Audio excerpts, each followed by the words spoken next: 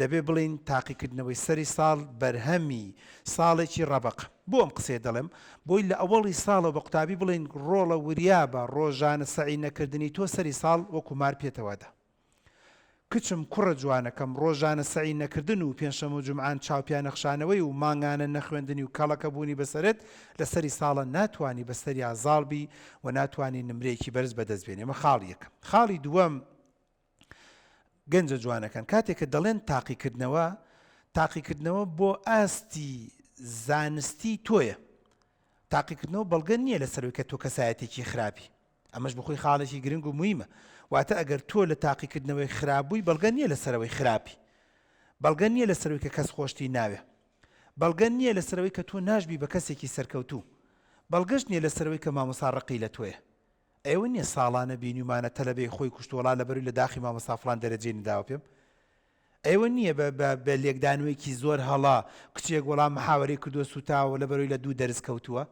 ئەوە نییە نە بیستوتانە بۆ نمونە کچێک لەسەری ساڵ جار ساڵانە ئێمە دەیبینین کە نمرەی بۆ نمونە پۆلە ناکۆتاکان و کۆتاکان وەردەگیرێتەوە کچێک پڕچنگە لە حەپی خواردو على ئاساس خۆم ئیمتیحارەکەم بۆ خونچەخان بۆ خۆت ئیمتیحار کردووە وەڵا جەوەکەم بەدڵ نییە من مامۆستا منی خۆش ناوێ و دایک و باوک منی خۆش ناوێ و نازانم چی کاتەمە. خاڵی دووەم زۆر گرنگە بە ئێوەی ئەزیز و بە مناڵ بەڕێزەکان و بە فێرخوازە بەڕێزەکان و بە هەمومان ئەم پەیامە بگەێنین. کوڕم کچم من تاقیکردنەوەی توانای زانستی تۆ دەکەم، بەڵام ڕەنگە گومانم لە چەکی تۆ نەبێت، ڕەنگە گومانم لە ئەخلاق و ڕەوشی تۆ نەبێت، ڕەنگە گومانم لە بەڕێزی تۆ نەبێت، ڕەنگە گومانم لەوە نەبێت کە تۆ ئەتەکێتێکی زۆر جوان و مەزبوطت هەیە. جا ئەگەر ئەم جۆرە پەیامە بگات بە تەلەبە، یعنی من مامۆسای تۆ بم دەرەجەشت نەدەمێ ڕقت لێن نابێ، وایە نە بیر لەوە ناکەیتەوە تۆڵم لێ بسەیندێت، چکە من بەس دەرەجەم نەداوە پێت، ئەگەر نا ئەخلاق و ڕەوشت و ئەتەکێت و ئوستوب و زۆر شتم داوە بە قوتابی بەڕێزەکان کە بەداخەوە زۆر جار ئێمە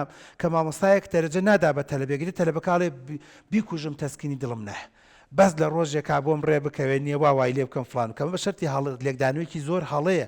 ئەم مامۆستایە نمرەی نەداوە پێت لە بیرکاریان لە زانست یان لە کیمیا، بەڵگە نییە لەسەرەوەی کە نمرەت ناداتێ بۆ ژیان. لەوا چێت چوار ڕۆژی تر هەر ئەم کوڕە جوانە بڕاتە خوازبێری کچێکی ئەو مامۆستای بیداتێت، چکە زانێ ئەخلاق و ڕۆشتی جوانە. بەس ئێستا وەکو نمرەی کیمیا و فیزیا مامۆستا هەیە دەرەجەی دایکێتی دەرەجەی باوکێتی ڕاست شکاتەڵە بۆ دەرەجێ بدەمێت، چکە دکتۆر لەم بوارەیە زیرەک نییە. کاتەمەش هەڵەی دووەمە کە زۆر جار ئێمە خۆمان مامۆستاین کە دەرەجە نادەین بە تەلەبەوازان ڕقمان لێتی.